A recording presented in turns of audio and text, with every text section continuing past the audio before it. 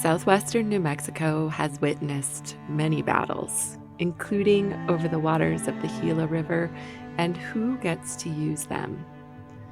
Down in this valley, downstream of the nation's first designated wilderness area, the most recent battle was over building a diversion on a free-flowing stretch of the river high in the watershed.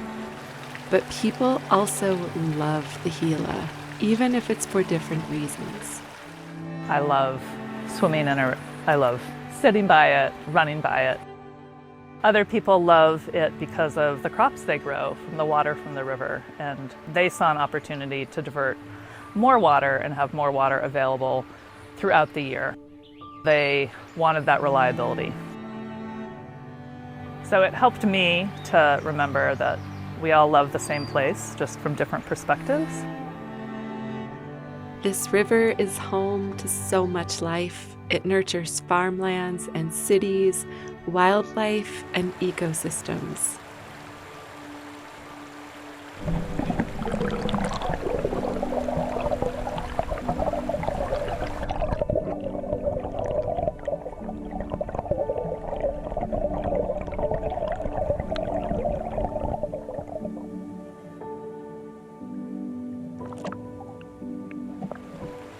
If we pay attention, it also has a lot to teach us.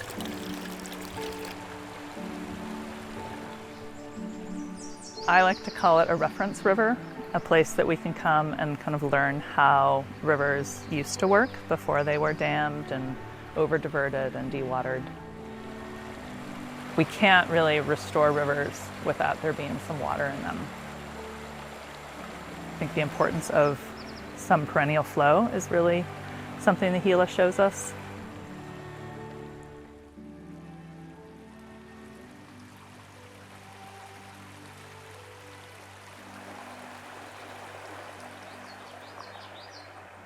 As we try to live with climate change and this increased range of flows, we're going to have even bigger floods, or we're going to have even lower flows and longer periods of low flows. It's during those low flow periods that people start thinking we can move our way back into the floodplain, and that's happened in this valley. And then the floods come and people are like, oops, yes, back to the edges.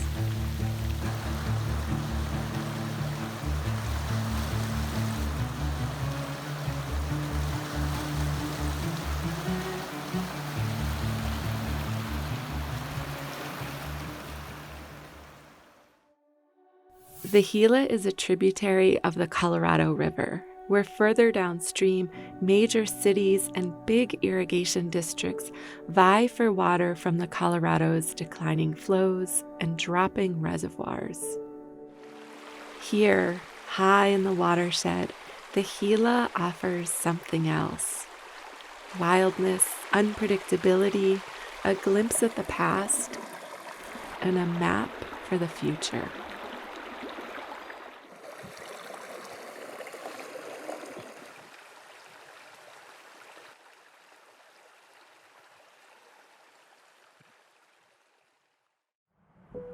Before white settlers started farming along the Gila, this was Apache land.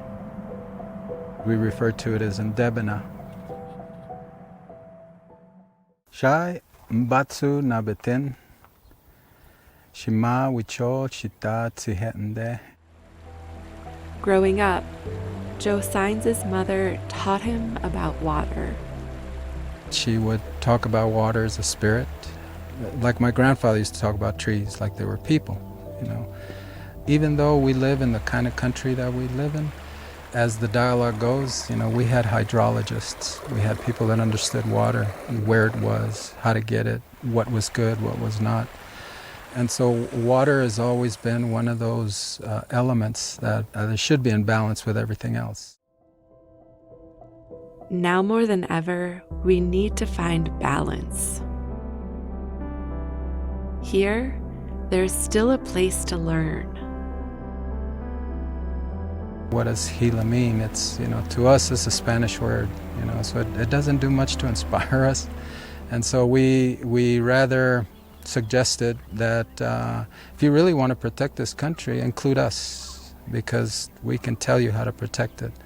We can tell you the intricacies of the animals, the grass, the waters, the trees, the plants, everything, how they fit together and what you need to consider and how to protect it. But if you're going to break it up and just protect pieces, that's not going to work either, because it doesn't work that way. Breaking a river apart from its land, dividing a river into stretches, splitting the parts of a whole into whatever humans want at the moment, that doesn't work, or at least it doesn't work for long. I asked my elders, I asked them, can you tell me about what this place was called? You know, because some of those names we've lost from how we were scattered from this country, we've lost those.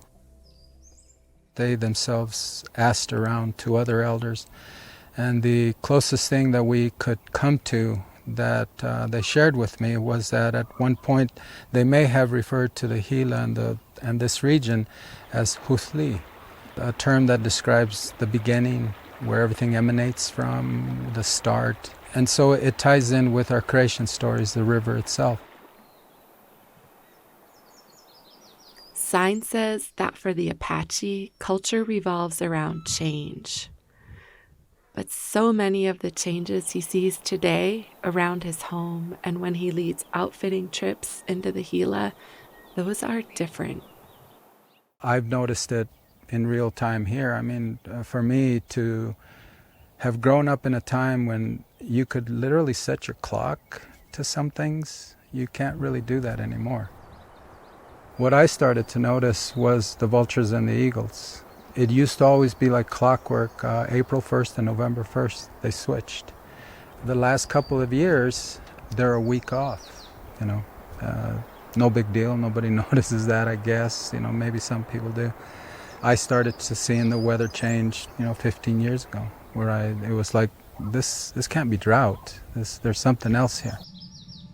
For the last 200 years, America's been progressing to a point that literally it's killing itself.